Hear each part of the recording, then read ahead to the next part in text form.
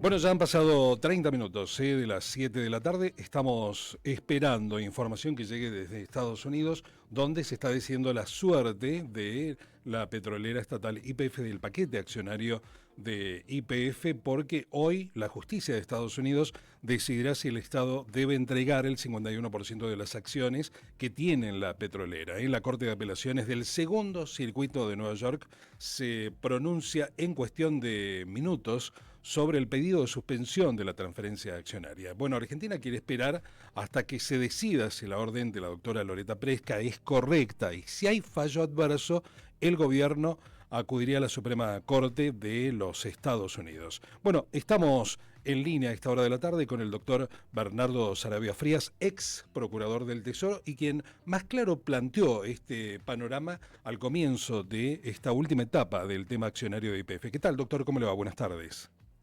Buenas tardes, un gusto saludarlo. Igualmente decimos, bueno, esperando esa información que llega en cuestión de minutos desde los Estados Unidos, aunque, claro, con los pasos previos, todo hace pensar que no va a haber cambios, ¿no?, respecto de lo que se espera, ¿o usted tiene otra percepción, otra opinión o otra intuición?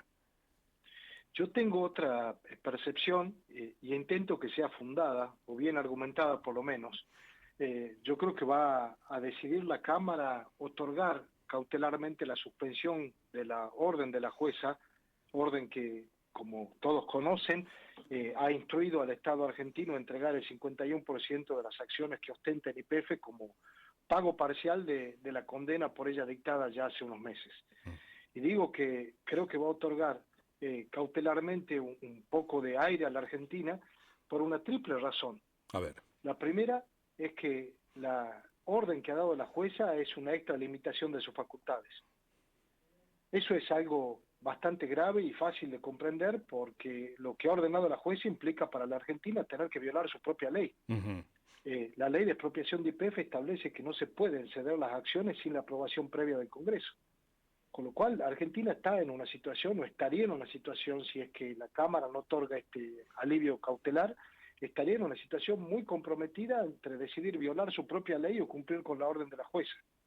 Y esto nos lleva a un segundo argumento, y es que cuando una sentencia como esta implica violar la ley para uno de los condenados, se convierte en una sentencia de cumplimiento imposible, que es la peor característica que puede tener una sentencia. Convertirse en una expresión de deseo, es lo que los abogados le llaman el imperium de una sentencia, ¿no? Claro. Se convierte en una expresión de deseo, y ese es el riesgo que hay acá.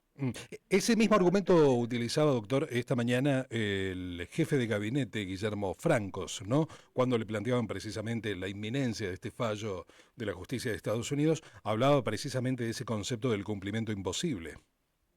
Sí, y es muy fuerte. Yo creo que hay un argumento que es de índole político, ¿no? Si quiere, geopolítico. Parece que es mucho, pero no, déjeme que me explique mejor. A ver. Puede ser que guste o no guste, pero la Argentina está alineada geopolíticamente con Estados Unidos. Y este caso es un caso de derecho público internacional. Acá hay una condena contra un Estado, y es un Estado que en el mapa geopolítico es aliado a los Estados Unidos. Y una sentencia de estas características realmente entorpece o pone en juego y hasta en jaque ese tipo de relación. Así que para la Cámara reencauzar procesalmente esto, francamente no significa un costo para nadie, ni para la justicia americana, ni para los demandantes, ni para el demandado. Estamos hablando simplemente de un alivio cautelar, esto es, suspender la orden de la jueza de entregar las acciones como un pago parcial hasta tanto se decida si eso es procedente o no, lo cual debería ocurrir más adelante en este año. Claro. Así que, Sí, disculpe, lo escucho. No, básicamente lo que usted decía, ¿no?, de que se trata de una causa que tiene una característica, un carácter geopolítico. Esto también se respalda en la posición que asumió la misma administración Trump, ¿no?, de presentarse como un amigo de Argentina ante la justicia de Estados Unidos. Efectivamente, y eso, a ver, no es algo combinatorio para la justicia americana, pero tiene un enorme significado político, sobre todo si uno mira lo que está ocurriendo en Estados Unidos hoy, donde la justicia y sobre todo la Corte Suprema de Estados Unidos es muy proclive a tomar rápidamente aquellos casos de alto voltaje político. Esto viene ocurriendo con situaciones vinculadas con cuestiones migratorias, situaciones vinculadas con los aranceles y todo lo que ha generado en la economía internacional. La Corte tomó rápidamente sus casos de manera muy excepcional en algo que se llama shadow blanket, ¿no? Que es la forma en que la Corte Americana puede tomar rápidamente acciones que están todavía decidiéndose en los tribunales inferiores. Ujú. Si esta es la tendencia, fíjese lo que puede ocurrir en una condena de este calibre para un Estado extranjero que es aliado geopolíticamente a los Estados Unidos en este momento. Claro. Así que sí, la política mete acá claramente la cola y es algo que creo que va a jugar afortunadamente a favor de la Argentina en este caso. Claro. Para aquellos que no conocemos el derecho desde el punto de vista técnico, ¿sirve la proporción en este tipo de casos? Digo, porque lo que se le expropió a los dueños originales de la petrolera de origen estatal no se corresponde con el 51% del paquete accionario. ¿Por qué hay esa pena hoy o esa condena hoy contra la Argentina cuando lo incautado en un primer momento o lo que se quedó el Estado argentino de esos primeros propietarios no tenía que ver con esa cantidad del paquete accionario? Bueno, es una condena por un monto realmente muy grave y significativo. Y esto es un poco lo que dentro de la tragedia que significa para todos los argentinos hay una luz de esperanza. Y es en el cálculo que ha aplicado la jueza para llegar a ese monto. Mm. Y hay un error acá que no es algo que uno pueda decirlo subjetivamente, está apoyado en la propia jurisprudencia norteamericana y del Estado de New York. Y es que el tipo de cambio que ha aplicado la jueza para llegar a ese número exorbitante está mal aplicado. Está mal aplicado porque en vez de tomar el tipo de cambio de la fecha en que se produjo la expropiación o el incumplimiento, ha tomado la fecha del dictado de la sentencia. Y esa diferencia es mayúscula, es sideral.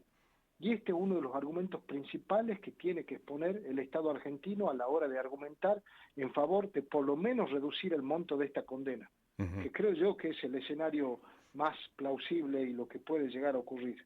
Ujú. Mirando para atrás, doctor, bueno, le cuento a la gente, estamos hablando con el doctor Bernardo Sarabia Frías, él fue procurador del Tesoro en la época de Mauricio Macri, hace no mucho tiempo. Mirando para atrás en el marco de la causa, si tuviera que marcar un error principal que hubo respecto de la expropiación de YPF, ¿cuál fue?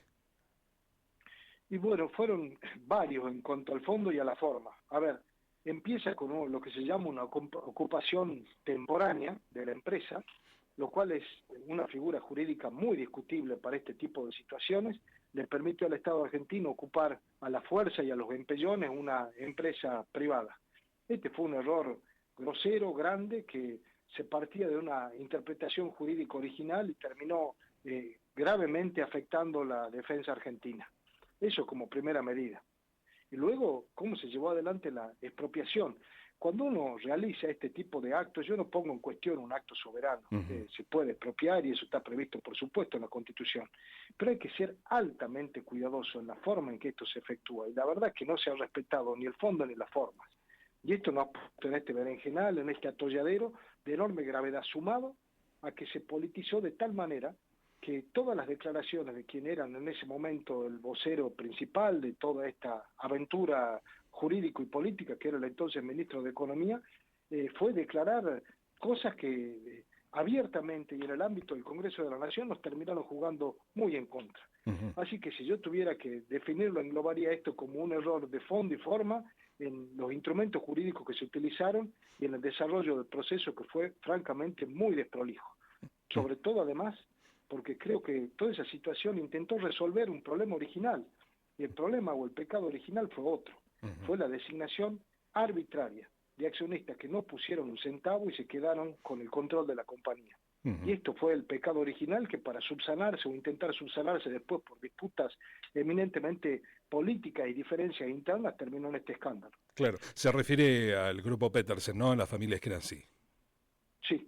Ujú. Haciendo un poco de mirada, ya hemos hecho la mirada histórica, pero mirando para adelante, ¿usted tiene optimismo? Advierto que tiene un poco de optimismo sobre lo que puede llegar a suceder.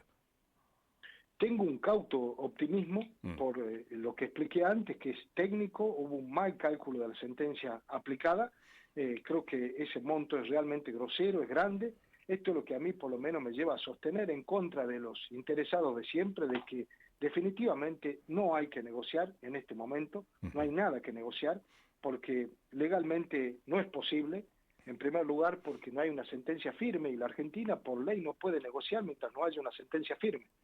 Segundo, porque estratégicamente no conviene.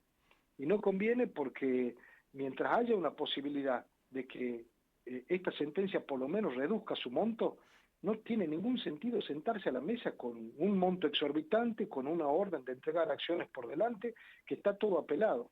Así que tengo un ligero optimismo, no es momento definitivamente de negociar, porque legalmente ni estratégicamente conviene, ni es procedente, y creo que hay chances de que por lo menos, y esta es mi esperanza mayor, se reduzca el monto y los argentinos no terminamos pagando negligencias y desaguisados anteriores y de gobiernos anteriores con nuestros impuestos, hipotecando el futuro de nuestros hijos, ¿no?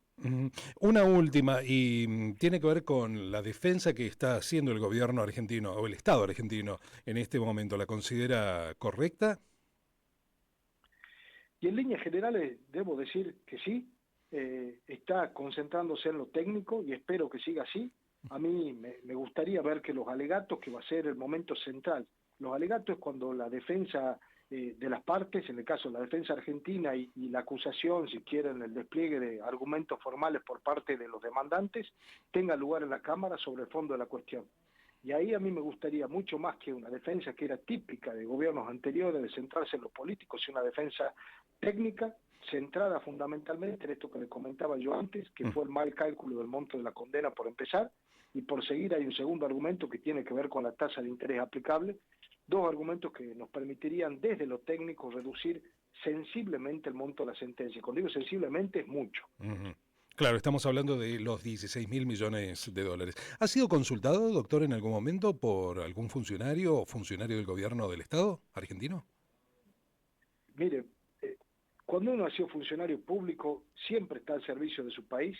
Por supuesto que en casos como este, que son montos tan grandes y conflictos tan importantes para el país, uno está a disposición siempre y trata de dar la mejor opinión en pos del beneficio de todos los argentinos. Y eso es lo que he tratado de hacer siempre.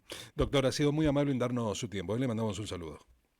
Un saludo y gracias por el llamado. Hasta pronto. El doctor Bernardo Saravia Frías, ex procurador del Tesoro, hablando de la decisión que va a tomar en cuestión de minutos, horas, ¿no? Seguramente antes de que termine el after de este día martes tendremos información que tiene que ver con esto, ¿no? En la situación argentina en torno a YPF y la decisión que tome la justicia de Estados Unidos, que va a decidir si el Estado argentino debe entregar o no el 51% de las acciones que tiene en la petrolera de mayoría estatal. Esta mañana, como le decíamos recién al doctor Saravia Frías, habló del tema de Guillermo Francos, el jefe de gabinete, hablando